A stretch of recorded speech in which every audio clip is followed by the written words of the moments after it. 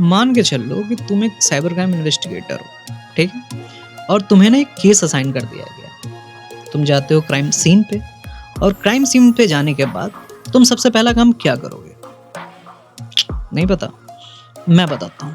हे, मेरा नाम है विवेक और मैं हूँ आपका साइबर सखा और आज की इस वीडियो में मैं आपको बताने वाला हूँ कि आखिर डिजिटल फोरेंसिक्स के क्या-क्या प्रोसेस होते हैं।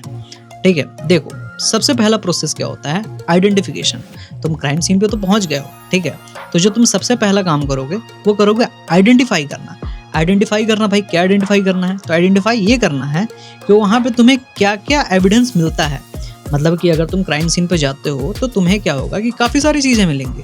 मीन्स कि हो सकता है कि तुम वहाँ पे लैपटॉप मिल जाए, तुम्हें वहाँ पे फ़ोन मिल जाए, तुम्हें वहाँ पे हार्ड ड्राइव मिल जाए, तुम्हें वहाँ पे स्मार्ट स्पीकर्स मिल जाएँ एंड बहुत सारी चीज़ें। हो सकता है कि कोई डिजिटल डिवाइसेस भी ना मिले, हो सकता है कुछ बुक्स मिल जाए, घड़ी मिल जाए, गन मिल जाए, काइंड ऑफ थिंग्स।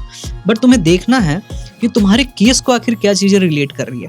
मीन्स कि साइबर क्राइम है तो वो ज़ाहिर-सी बात है कि तुम्हारे लैपटॉप से हुई होगी या फ़ोन से हुई होगी। तो सबसे पहले आइडेंटिफाई करना है कि कौन हमारा आर्टिफैक्ट्स है और कौन हमारा एविडेंस है।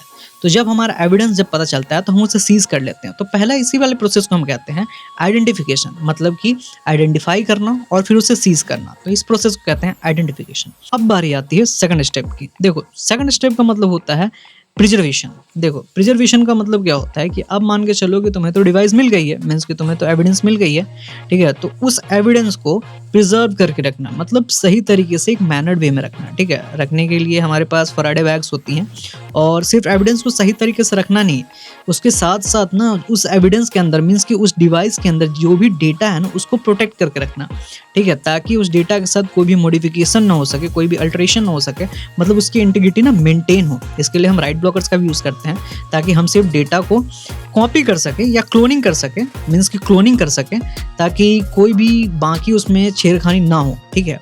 अब थर्ड प्रोसेस की तरफ हम चलते हैं। थर्ड प्रोसेस हमारा था एक्विजिशन। मतलब मान के चलो कि अब हमने डिवाइस को सीज़ भी कर लिया, मतलब फर्स्ट हमने आइडेंटिफाई कर लिया, फिर हमने सीज़ कर लिया, ठीक है? फिर हमने प्रिजर्व कर लिया। प्रिजर्व करने के बाद क्या होता है कि हमारे पास जब डिवाइस आता है तो हम करते हैं एक्विजिशन, मतलब उस डिवाइस में ना डेटा को एक्सट्रैक्ट करते हैं, ठीक है? उन सब डेटा को एक्सट्रैक्ट करते हैं, मतलब मान के चलो कोई डिलीटेड फाइल्स हो गई या वो सारी फाइल्स जो हमारा हेल्प करता है केस को सॉल्व करने में, ठीक है? तो इस प्रोसेस को कहते हैं एक्विजिशन।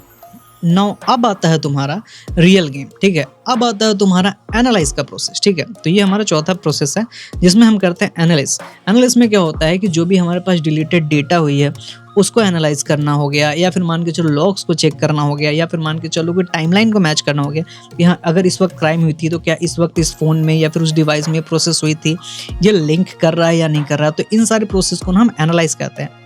अब बारी आती है फिफ्थ स्टेप का जिसको हम कहते हैं रिपोर्टिंग। रिपोर्टिंग का मतलब क्या होता है? देखो जो भी मिला है ना उसका ना एक प्रॉपर तरीके से डॉक्यूमेंट करना, ठीक है? अब जैसे कि मान के चलो कि मैं तुम्हें एग्जांपल से बताऊं कि एविडेंस का ना डिटेल मेंशन करना, एविडेंस का डिटेल मेंशन करना, कौन-कौन से टूल्स आपने यूज़ किए थे डेटा को एक्विजिशन के लिए, मतलब उस डिवाइस से डेटा को एक्सट्रैक्ट करने के लिए, ठीक है? क्या-क्या आपको मिला, क्या-क्या उसके कंक्लूजन्स हैं, ठीक है? और भी सारी चीज़ें जो भी इस इन्वेस्टिगेशन के दौरान आपने करा है उस डिवाइस के साथ, उसके हैशेस एंड काफ़ी सारी चीज़ें होती हैं जो रिपोर्टिंग में मेंशन किए जाते हैं ताकि हम इसे कोर्ट में सबमिट करते हैं। इसी बिहाफ पे क्या होता है कि हमारा रिपोर्ट जो है उस कोर्ट में ना यूज़ होता है।